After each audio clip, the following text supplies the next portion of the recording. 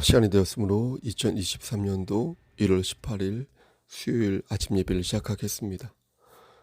주의 기도로 시작합니다. 하늘에 계신 우리 아버지여, 이름이 거룩히 여김을 받으시오며 나라가 임하옵시며 뜻이 하늘에서 이루어진 것 같이 땅에서도 이루어지이다. 오늘날 우리에게 일용할 양식을 주옵시고 우리가 우리에게 죄 진 자를 사하여 준 것 같이 우리의 죄를 사하여 주시옵고 우리를 시험에 들게 하지 마시옵고 다만 악에서 구하옵소서. 나라와 권세와 영광이 아버지께 영원히 있사옵나이다. 아멘. 사랑과 은혜가 풍성하신 하나님 아버지, 하나님의 크신 사랑을 진심으로 감사드립니다. 오늘도 우리에게 새로운 하루를 허락하셔서 예배로 하루를 열 수 있도록 도와주시는 은혜 감사합니다. 오늘도 성령 하나님과 동행하는 삶 될 수 있도록 하시고 우리를 눈동자처럼 지켜 보호하여 주시옵소서. 우리가 서 있는 그 자리에서 하나님께 영광을 돌릴 수 있도록 하시고 진실로 그리스도인처럼 그리스도의 향기를 바라는 자 될 수 있도록 붙잡아 주시옵소서. 우리가 그 어떤 죄를 짓는다 하더라도 다시 하나님의 말씀 안에서 회개할 수 있도록 하시고 하나님께로 돌아올 수 있는 길을 찾을 수 있도록 주여 은혜 베풀어 주시옵소서.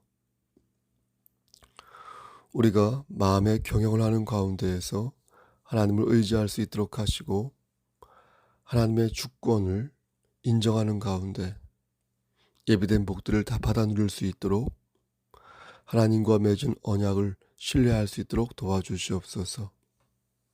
하나님의 뜻이 어디 있는지 늘 묵상하며 말씀 안에서 하나님께서 하라고 명령하신 바들을 준행하는 그리스도인 될 수 있도록 우리의 심령을 주관하여 주시옵소서. 교회 공동체 된 자로서 빛과 소금의 역할을 다 할 수 있도록 하시고 우리 교회가 또한 구원의 방주로서 그 역할을 잘 감당할 수 있도록 도와주시옵소서. 심신이 연약한 우리 지체들에게 함께 하시사 그들에게 맑은 정신과 건강한 육체를 허락하여 주시고 영육의 강건함을 힘입어서 하나님께 영광 돌리는 삶을 살 수 있도록 주여 도와주시옵소서. 모든 말씀 우리를 죄에서 구속하여 주신 주 예수 그리스도인 받들어 감사하며 기도드렸사옵나이다. 아멘.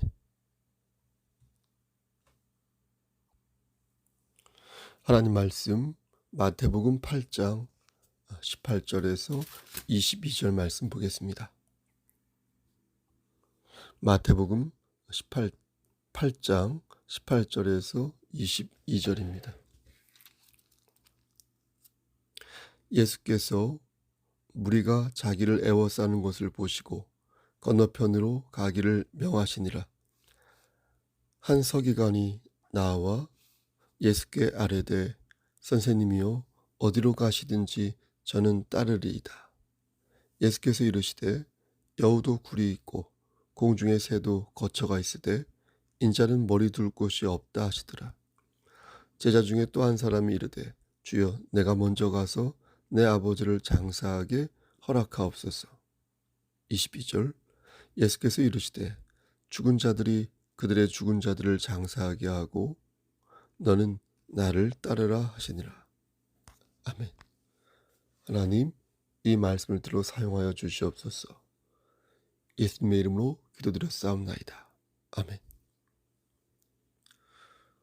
우리 사회가 성숙한 사회인지 그렇지 않은지 알려면 국민의 수준을 보면 알 수 있습니다.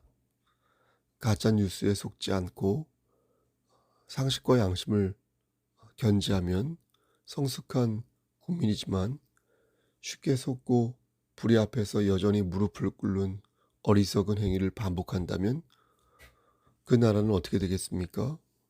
어리석은 국민으로 인해 결국 속이 빈 나라가 되고 말 것입니다. 거짓을 가르치고 거짓을 선동하는 것도 문제이지만 그것에 쉽게 속는 국민도 문제인 것입니다. 진리를 수호하는 교회 역시 마찬가지라고 생각합니다.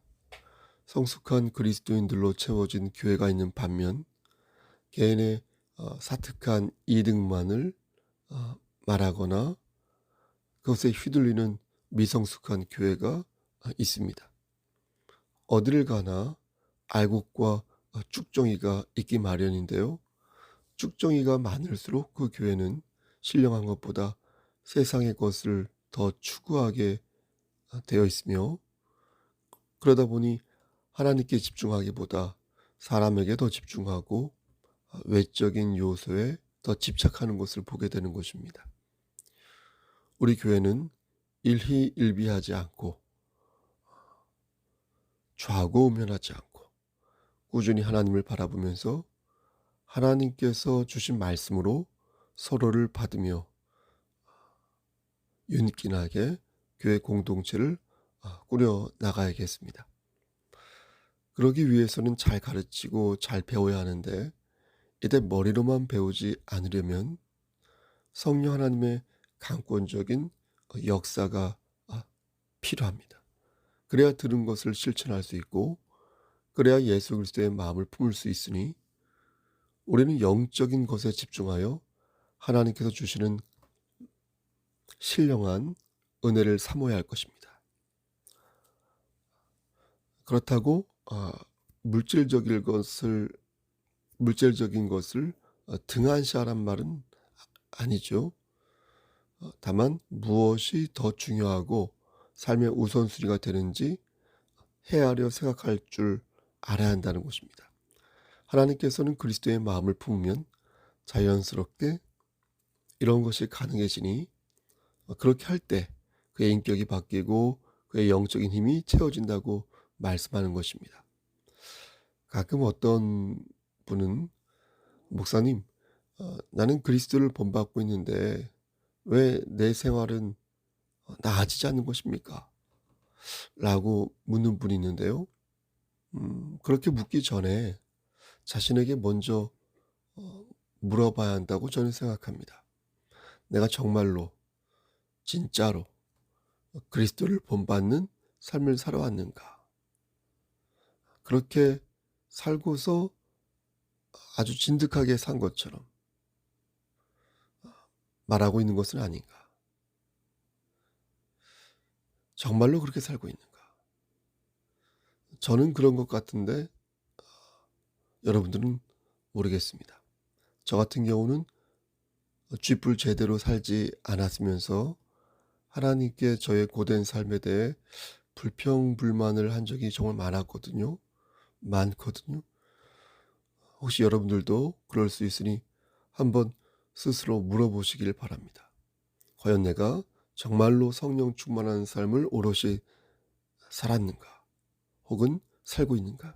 만약 그렇지 않다면 우리의 삶은 쉽게 바뀌지 않습니다. 우리의 성정은 쉽게 바뀌지 않습니다. 우리의 기질도 쉽게 바뀌지 않습니다. 성령이 충만해야 나의 인격이 바뀌고요. 성령이 충만하여 나의 생활이 바뀔 수 있습니다. 머리로만 그리스도의 마음을 생각하지 말고 실제 내 생활을 바꾸기 위해 실천적 의지를 가질 때 하나님께서는 우리의 마음을 보십니다. 정말로 잘못된 것을 고치고 싶다면 하나님의 역사가 내 삶에 침투하는 것을 어떻게 해야 되겠습니까? 진정으로 사모해야 합니다.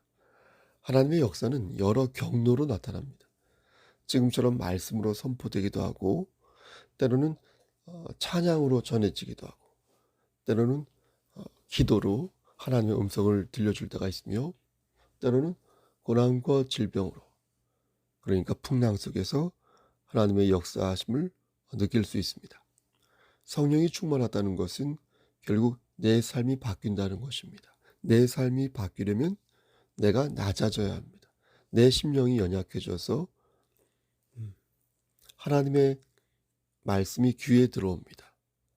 내 심령이 연약해져야 하나님의 말씀이 귀에 들어옵니다. 그렇게 지루하던 강설 있죠? 목사님의 강설이 어느 순간 귀에 들어오면서 마음의 변화가 일어나기 시작합니다. 하지만 교만한 자는 어떻습니까? 그 어떤 강서를 들어도 그 말씀을 받지 않습니다. 자기가 듣기 좋은 것만 받고 귀에 즐거운 것만 취사 선택합니다.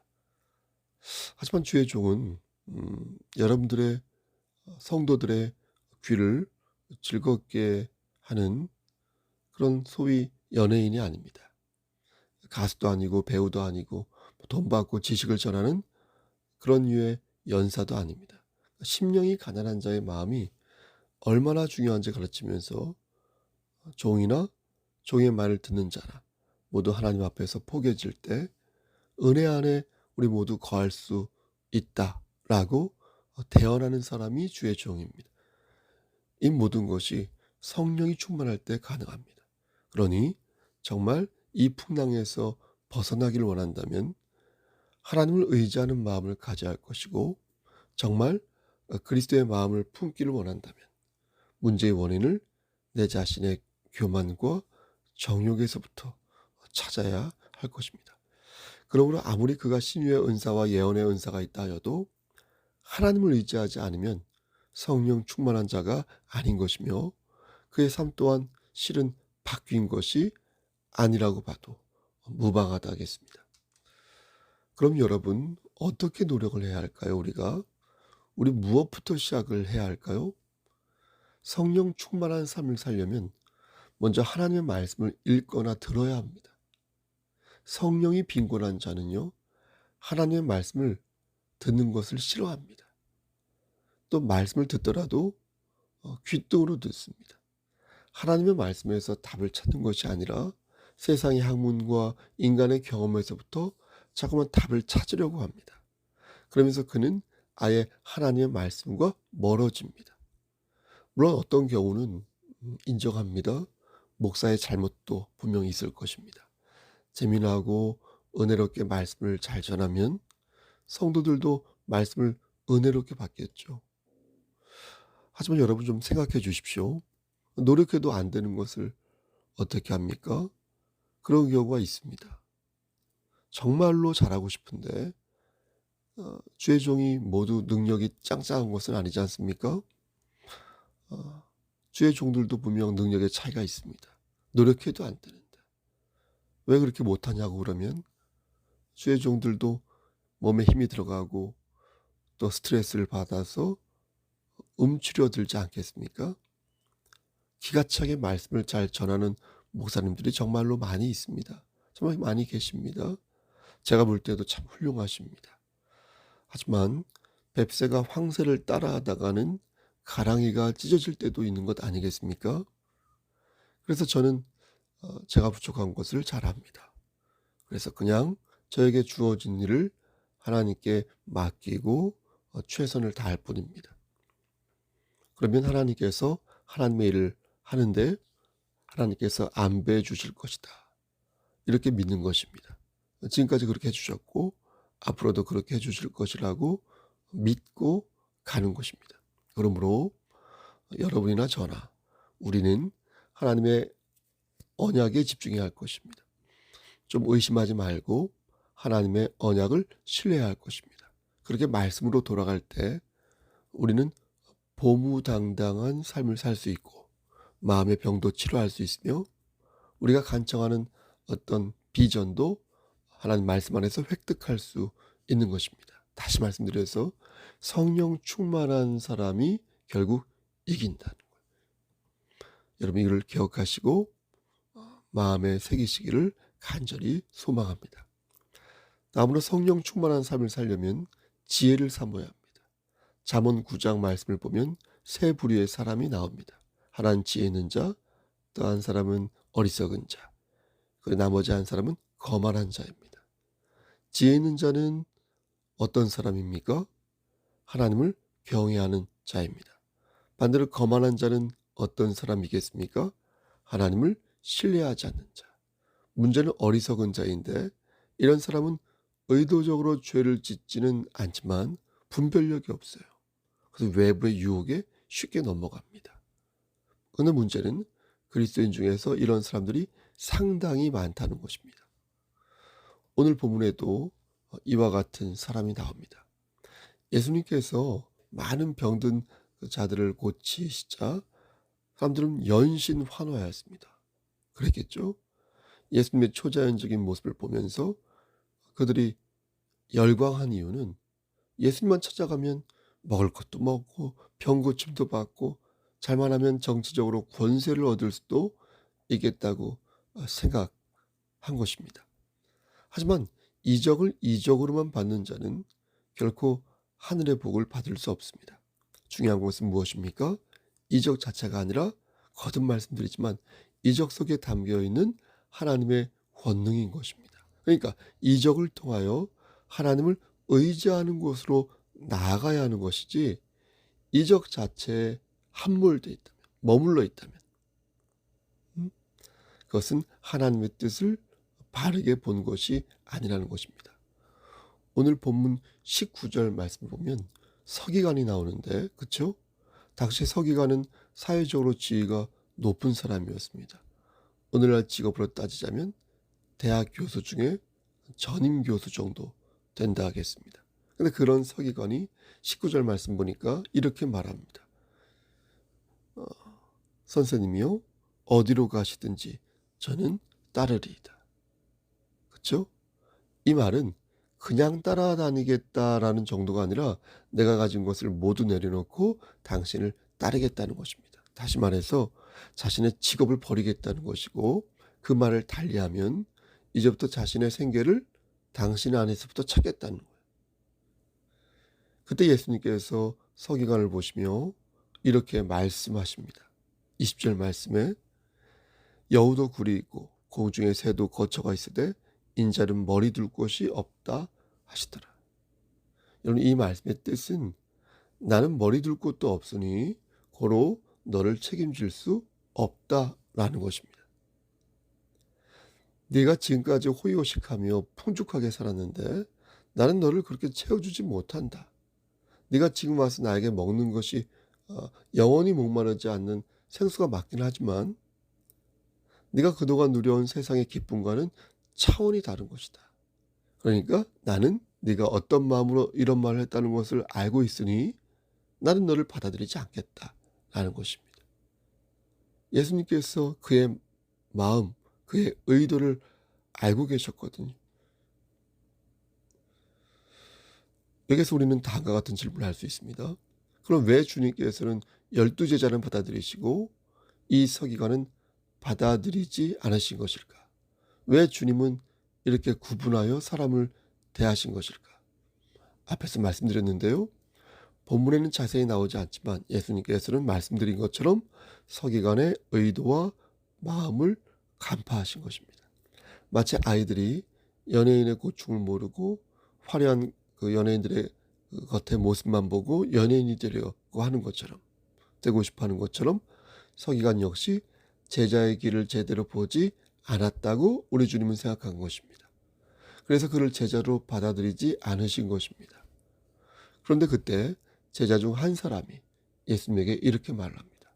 21절에서 제자 중에 또 한 사람이 이르되 주여 내가 먼저 가서 내 아버지를 장사하게 허락하옵소서. 그러니까 제자 중에 한 사람이 아버지가 돌아가셨으니 장사하러 가도 되냐고 예수님께 여쭈었던 것입니다. 이것은 무나마나 당연히 가야 하는 것이죠. 그런데 이상하게도 제자는 그것을 예수님에게 허락을 받으려 한 것입니다. 근데 더 이상한 것은 무엇인지 아십니까? 그것은 예수님께서 그것을 허락하지 않으셨다는 것입니다. 죽은 자들이 그들의 죽은 자들을 장사하게 하고 너는 나를 따르라. 그러니까 예수님은 제자의 부탁을 정면으로 거절하신 것입니다. 죽은 자들이 그들의 죽은 자들을 장사하게 하라는 말씀은 죄로 인해 죽은 자들에게 그 장례식을 맡기고 너는 그것을 맡지 말라는 것입니다. 그러니까 언뜻 들으면 이 말씀은 어떻습니까? 정말 이해가 안 되죠. 당연히 아버지가 돌아가셨으니 장사를 하러 가야 되는 거 아닙니까? 그렇죠? 여러분 그렇지 않습니까? 근데 왜 주님은 가지 말라고 말씀하신 것일까요? 근데 조금 생각해 보면 여러분 그 이유를 알 수 있다는 것입니다. 우리는 장례식을 보통 사흘 정도 치르죠. 하지만 유대 사회에서 장례식은 우리와 상당히 다릅니다. 그가 장남일 경우에는 장례 후 다시 무덤에 가서 뼈를 수습해야 합니다. 그리고 그것을 납골당에 안치하는 일까지 해야 합니다.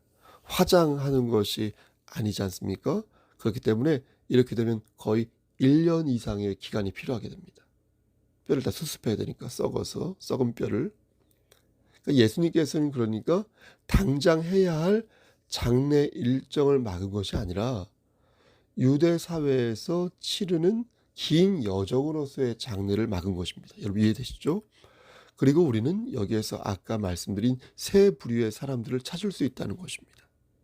하나는 예수님을 따르는 사람, 삶의 우선순위를 하나님으로 두는 사람, 또 하나는 예수를 믿되 그냥 믿는 사람, 언제든 조변 섞게 하거나 문제만 생기면 발을 동동 구르며 어쩔 줄 모르고 발을 빼는 사람, 마지막으로 세 번째 부류는 예수님을 정면으로 거스르는, 그를 따르지 않는 사람. 물론 예수님을 따르는 제자 안에서도 레벨이 다를 수 있겠습니다. 그것은 그가 얼마만큼 성령이 충만한가, 다시 말씀드려서 그가 얼마만큼 하나님을 의지하느냐에 따라 다른 것입니다. 예수님은 장사를 치르고 오겠다고 말한 제자의 요청을 거절하셨습니다. 그리고 그에게 나를 따르는데 더 집중하라고 말씀하셨습니다. 앞에서도 말씀드렸지만 이 말씀을 읽으면 인간적으로는 잘 이해가 가지 않습니다. 왜냐하면 자식된 자로서 부모의 장례를 모시는 것은 자식으로서의 도리요, 이것은 부모를 공경하라는 십계명과도 부합하기 때문입니다. 하지만 예수님께서 그렇게 단호하게 말씀하실 수 있었던 것은 그가 제자였기 때문에 그런 것입니다. 그가 만약 서기관이라면 예수님은 그런 말씀을 하지 않으셨을 것입니다. 하지만 그는 제자였습니다. 예수님과 동행하면서 그 길을 준행하겠다고 다짐한 제자였습니다. 그렇기 때문에 예수님께서는 그렇게 단호하게 말씀을 하실 수 있었던 것입니다. 목사인 제가 저희 어머니가 돌아가셨다고 해서 제가 주일 예배를 등한시할 수 없는 거 아니겠습니까? 그렇죠? 그렇게 해서는 안 되는 것처럼 목사인 제가 몸이 안 좋다고 해서 무책임하게 그것을 등한시 여기면 안 되지 않습니까? 예배를. 제자는 제자 나름의 책임이 분명히 있다는 거, 레벨이 다르다는 거. 그렇다면 여러분, 저만 우리 주 예수 그리스도의 제자입니까? 성경은 제자가 누구를 말하는 것인지 분명히 말씀해 주고 계십니다. 예수님의 제자란 예수님의 도를 따르는 사람으로서 예수를 구주로 영접한 모든 사람을 가리킵니다. 아멘. 예수를 따르던 12명의 제자뿐만 아니라 하나님을 의지하고 예수 그리스도의 값없는 은혜를 따르는 모든 사람이 제자이다. 그것을 증거하는 대표적인 말씀이 갈라디아서 2장 20절 말씀이 되겠습니다. 내가 그리스도와 함께 십자가에 못 박혔나니 그런즉 이제는 내가 사는 것이 아니요 오직 내 안에 그리스도께서 사시는 것이라. 이제 내가 육체 가운데 사는 것은 나를 사랑하사 나를 위하여 자기 자신을 버리신 하나님의 아들을 믿는 믿음 안에서 사는 것이라. 아멘. 사랑하는 우리 송석교회 성도 여러분, 성령 충만한 자가 여러분 진실로 되고 싶으십니까? 진정 예수 그리스도의 도를 따르는 예수 그리스도의 제자가 되고 싶으십니까? 그렇다면 자리를 분명히 하시길 바랍니다. 여러분이 진정 하나님의 백성이 되고 싶다면 그리스도에게 속하여 그리스도 밖으로 나오지 마시길 바랍니다. 그리스도에게 속한 사람도 넘어질 수 있습니다. 자빠질 수 있습니다. 시험에 빠질 수 있습니다. 하지만 그리스도에게 속한 자는 반드시 그리스도에게로 돌아오게 되어 있습니다. 문제의 답을 하나님 안에서 반드시 찾게 되어 있습니다. 아멘. 여러분, 오늘 여러분 하루 스케줄이 어떻게 되십니까? 정말 해야 할 일이 많으시죠? 최선을 다해서 그 일을 감당하시기를 바랍니다. 하지만 오늘 본문에 나오는 그 제자처럼 세상 일을 먼저 하고 오겠다고 생각하지는 마시기 바랍니다. 세상 일을 하면서도요, 하나님의 일을 우선으로 여길 수 있습니다. 세상 일을 하면서도요, 하나님께 영광을 돌릴 수 있습니다. 이 세상을 천국으로 만들 수는 없지만요, 우리의 천국은 저 하늘에 있지만 그래도 우리는 이 세상 속에서 어느 정도 빛과 소금의 역할을 감당할 수 있습니다. 주님은 오늘 본문에서 뭐라고 말씀하셨습니까?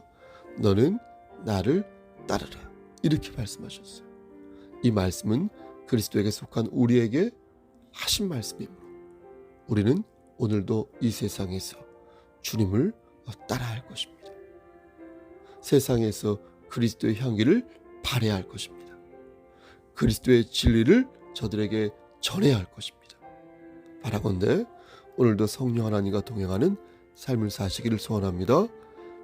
부족한 저를 위해서도 기도해 주시고요. 교회 공동체의 일원으로서 그 책임 또한 성숙하게 감당하시기를 바라겠습니다. 오늘은 수요일인데요. 수요 예배가 있습니다.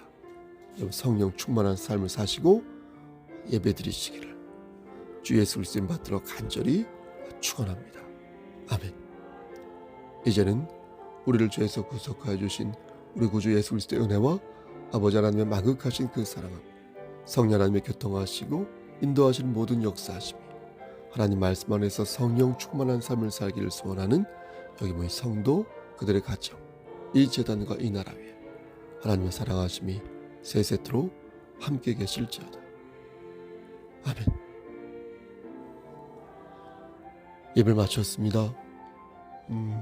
여러분 말씀드린 것처럼 오늘은 수요 예배가 있습니다. 그리고 다음 주에도 수요 예배가 있고요. 다음 주는 기관장들이 당연히 모이고요. 셀 리더들도 모이고 또 재직들 또 다 같이 모이는 재직 교육이 있습니다.